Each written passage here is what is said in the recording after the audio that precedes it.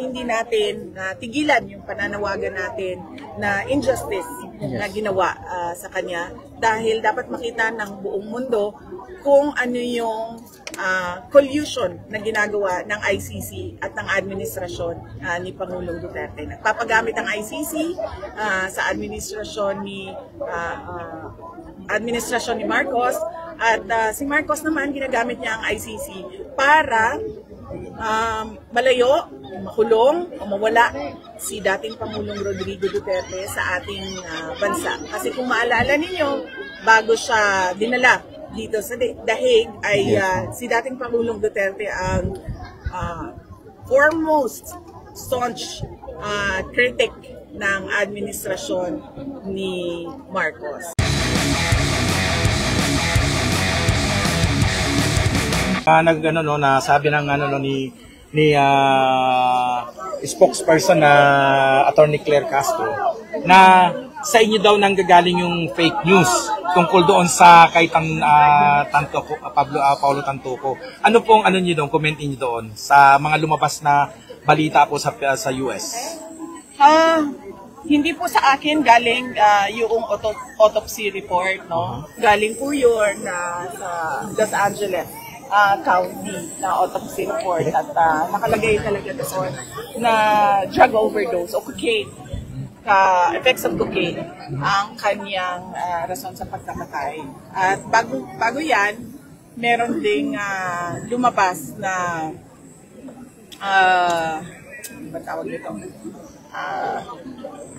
Report. May lumabas na report na galing din sa local government unit ng Los Angeles yung pag-imbestiga sa pagkamatay ni Mr. Tantuco. Opo.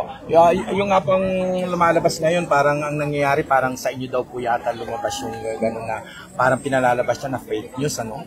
Kaya yung inilabas ninyo, kaya ngayon sabi nila yung mga lumabas na report is tampered daw yon, inedit daw po yon, at mayroon silang pinapakita ngayon na yung kopya na yun daw yung totoong report.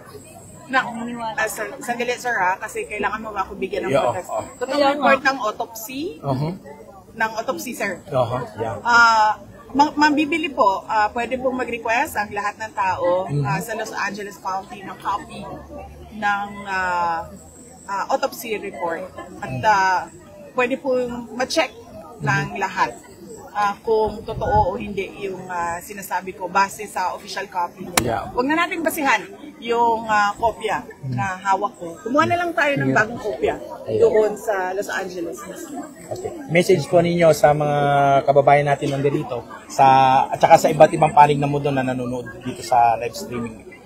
Nagpapasalamat ako sa ating mga kababayan sa kanilang patuloy na pagsuporta kay dating Pangulong Rodrigo Duterte, sa kanilang patuloy na pananawagan na siya ay ipauwi na sa Pilipinas, sa patuloy nilang pagdarasal para sa kanyang kalusugan, at sa patuloy nila na pakikipaglaban sa administrasyon ni Pangulong Marcos sa ginawa nila na extraordinary rendition kay Pangulong Duterte, at syempre sa pagkontra sa ICC dahil dito sa kaso na wala namang ebidensya.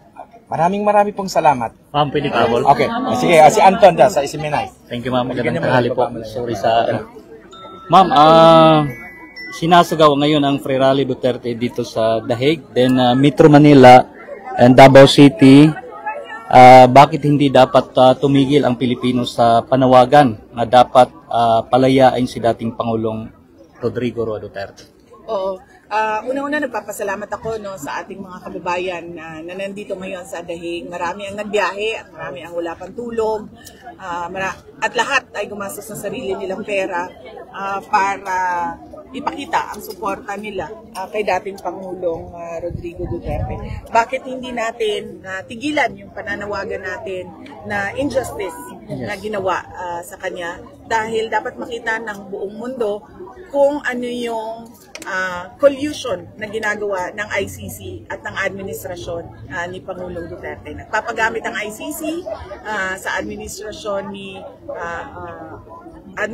ni Marcos, at si Marcos naman ginagamit niya ang ICC para malayo, makulong o mawala si dating Pangulong Rodrigo Duterte sa ating bansa. Kasi kung maalala ninyo, bago siya dinala dito sa Dahig ay si dating Pangulong Duterte ang foremost staunch critic ng administrasyon ni Marcos. At para sa kanila, ayaw nila ng merong oposisyon o ayaw nila na merong kumukontra sa kanila.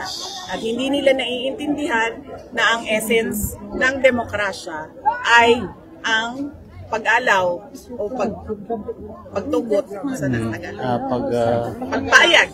pagpayag na merong oposisyon o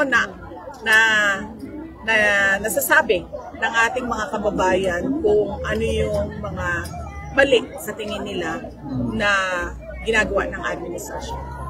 Thank you, ma'am. Additional po, ma'am,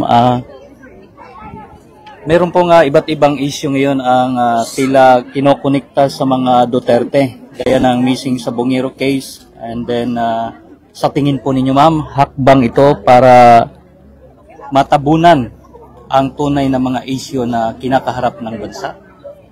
Yes, oo. Matagal mo na sinasabi yan. Noon pa lang kinestyon ni dating Pangulong Rodrigo Duterte, no, ang kapasidad ni Pangulong Marcos kaisipan niya dahil sa kanyang alleged drug addiction at cocaine use ay hinabol-habol na nila si dating Pangulong Rodrigo Duterte. Noong kinestyon ni dating Pangulong Rodrigo Duterte ang mga blanco sa budget na pinirmahan ng mga members ng bicameral committee at ng presidente ay tumindi yung kanilang pagpapanigurado na hindi na makapagsalita si dating Pangulong Rodrigo Duterte. That is stifling dissent, and that is not democracy. Okay, ma'am, may tatanong po ako sa inyo. Ano kayo po nakikita po kayo ni ni dating Pangulo. Kumusta po yung talagang yung totoong kalagayan po niya, yung kasi mayroon na mga espekulasyon na butot balat na daw po siya, na hindi na daw umiinom ng gamot. Kayo po makakapagsabi dito dahil kayo po ang nakakakita sa kanya talaga sa detention fence na nakakausap. Totoo 'yon.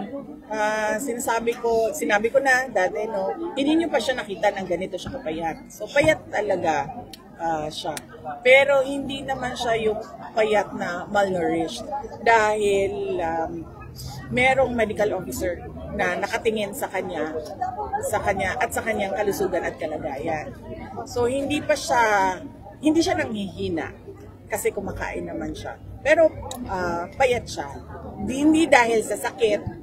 Ang duda ko ay dahil mahina siyang kumain at dahil sa kinokontrol din yung kanyang timbang dahil siya ay may diabetes.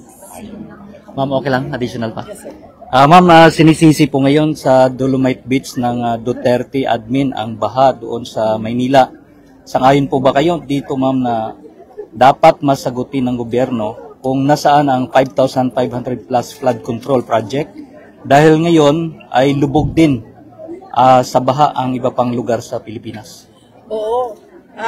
Dapat kasi ang gobyerno kapag merong reklamo o merong mali silang nakikita, hindi sila nagtuturo ng ibang tao. Ang gagawin nila ay sasabihin nila sa mga tao, ang gagawa namin ng paraan na hindi na babaha dyan sa lugar ninyo kapag merong malakas na ulan o merong bagyo.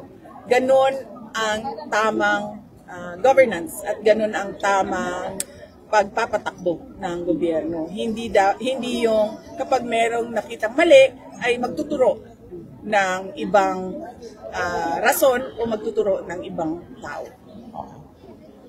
Okay lang, ma'am? Yes, sir. Thank you. Ma'am, last issue. Other issue po. As you stand on online gambling, usap-usapan po ito ngayon, ma'am, sa Pilipinas, since marami na po ang naiingganyo dahil pinopromote po ng mga artista o influencer. I am against online gambling. So, hindi ako sang-ayon sa lahat ng klase na pagsusugal online dahil hindi nakokontrol ng mga magulang ang access ng kanilang mga anak dyan sa internet. At napakadali, ginawang pinakamadali ang magsugal sa online para madaling makuha ang pera ng mga tao.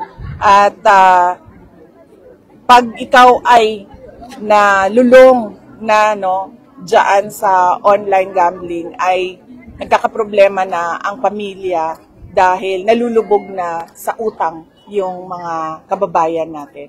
Kaya okay ako sa regulated na gambling na hindi lahat nakakapasok doon at hindi lahat nakakasugal.